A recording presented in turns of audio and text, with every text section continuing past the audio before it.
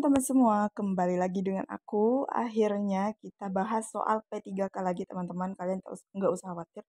Walaupun aku bahas soal SKD CPNS untuk kedinasan dan juga soal-soal BUMN, aku bakalan tetap membahas soal-soal P3K teman-teman.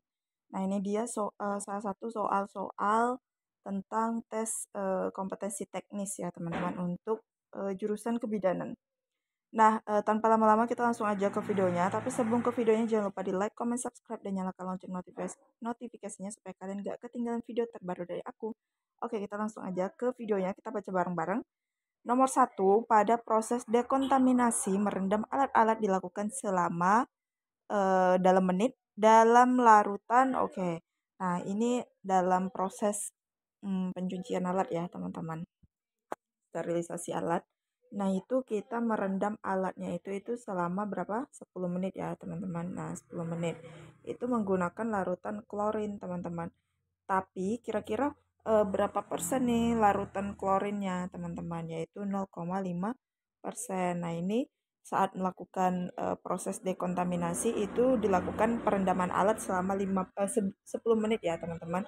Menggunakan larutan klorin 0,5% dan ini tidak boleh lebih dari 10 menit karena dapat menyebabkan klorin itu sifatnya korosif ya teman-teman. Jadi nanti alat-alat partus kita itu bisa karatan seperti itu. Makanya tidak disarankan lebih dari 10 menit. Nah, jadi nomor 1 itu jawabannya adalah yang C. Gampang ya teman-teman, ya gampang kalau misalnya kalian tahu. Kalau kalian nggak tahu itu bisa apa ya namanya? Bisa salah teman-teman. Oke, kita langsung lanjut lagi ya ke soal nomor 2. Oke teman-teman, lanjut lagi ke soal nomor 2. Oke. Permukaan terutama meja tindakan yang mungkin tubuh harus dilakukan proses dekontaminasi. Lap dengan disinfektan misalnya menggunakan klorin 0,5% sebelum dipakai kembali jika tampak terkontaminasi sekurang-kurangnya setiap hari. Pernyataan tersebut merupakan cara apa nih teman-teman? Oke, di sini ada A. Pencucian dan pembilasan, B. Sterilisasi, C. DTT, D. Dekontaminasi, E. Pemanasan. DTT itu desinfeksi tingkat tinggi ya teman-teman. Disinfektan tingkat tinggi. Nah, sesuai dengan kasus ini teman-teman, nah maka ini merupakan cara dari menurut aku dekontaminasi teman-teman. Dekontaminasi itu adalah proses untuk menghilangkan suatu zat pencemar, itu misalnya mikroorganisme ataupun cairan tubuh pasien ataupun seperti bahan-bahan kimia ya. Kemudian zat-zat pencemar penyebab penyakit seperti itu teman-teman. Nah ini kan masuk ke dalam dekontaminasi ya teman-teman, yaitu mana nih melakukan pembersihan ya dengan dilap menggunakan disinfektan yaitu klorin 0,5% sebelum dipakai kembali teman-teman. Nah itu untuk pembersihan seperti tempat tidur pasien setelah melahirkan ya, itu contohnya teman-teman. Jadi nomor 2 itu jawabannya adalah dekontaminasi teman-teman. Oke, kita lanjut lagi ya ke soal nomor 3. Oke, teman-teman, lanjut lagi ke soal nomor 3. Seorang ibu usia 39 tahun tidak disarankan menggunakan kontrasepsi suntik progestin karena berdasarkan hasil labor, glukosa acak ibu tersebut 300 gram. Nah, dan bila ada luka, luka tersebut sukar untuk sembuh. Kondisi medis yang akan meningkatkan resiko terjadi kehamilan adalah, kayak di sini ibunya itu udah usia 39 ya. Kemudian dia mau pakai kontrasepsi suntik progestin. Tapi glukosanya itu 300 gram. Nah, ini indikasi apa teman-teman, diabetes mellitus ya, teman-teman.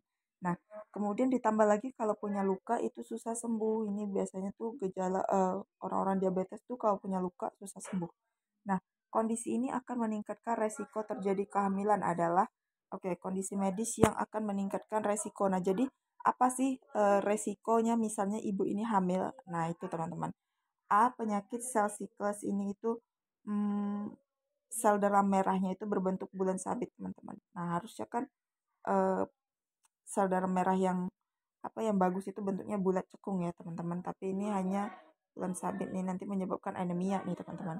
Kemudian yang B, diabetes mellitus disertai komplikasi ini bisa jadi.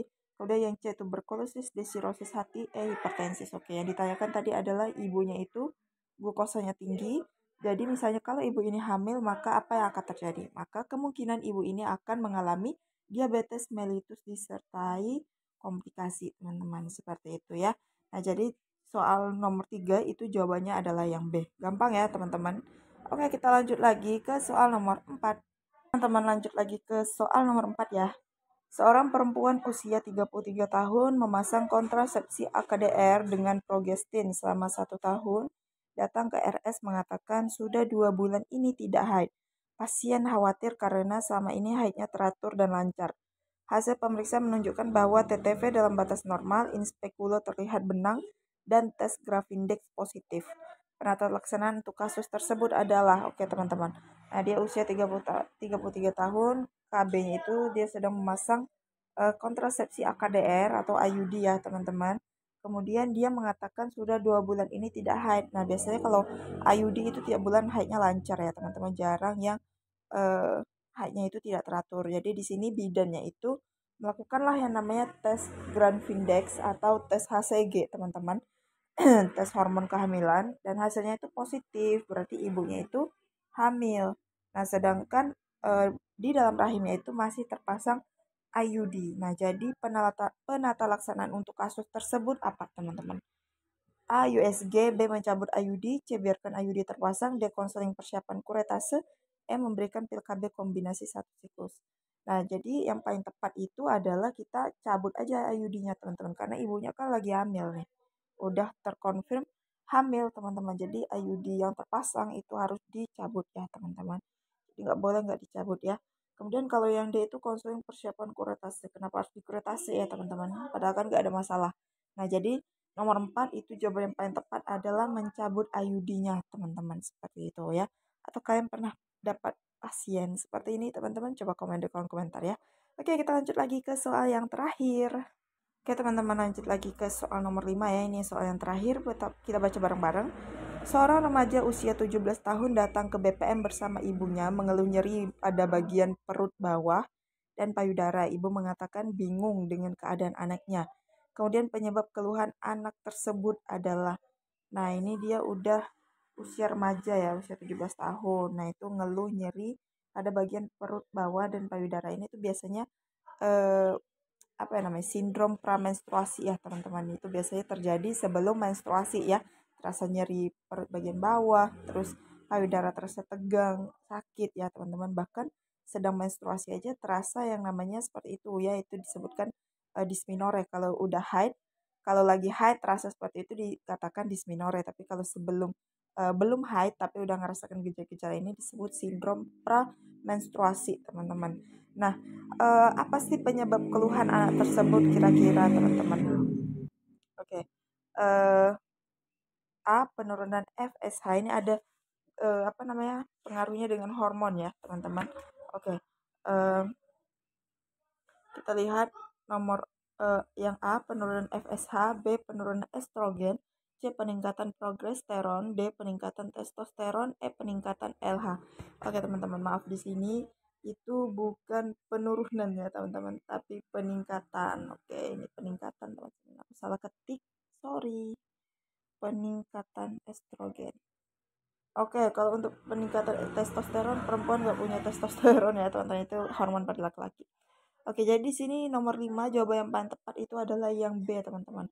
Peningkatan estrogen. Nah, kalau estrogen itu meningkat, maka terjadilah yang seperti gejala-gejala sindrom pramenstruasi, teman-teman. Mulai nyeri pinggang, nyeri perut, nyeri payudara, seperti itu. Itu akibat pengaruh dari tingginya hormon estrogen, seperti itu ya. Karena menjelang haid itu hormon estrogen itu meningkat, seperti itu.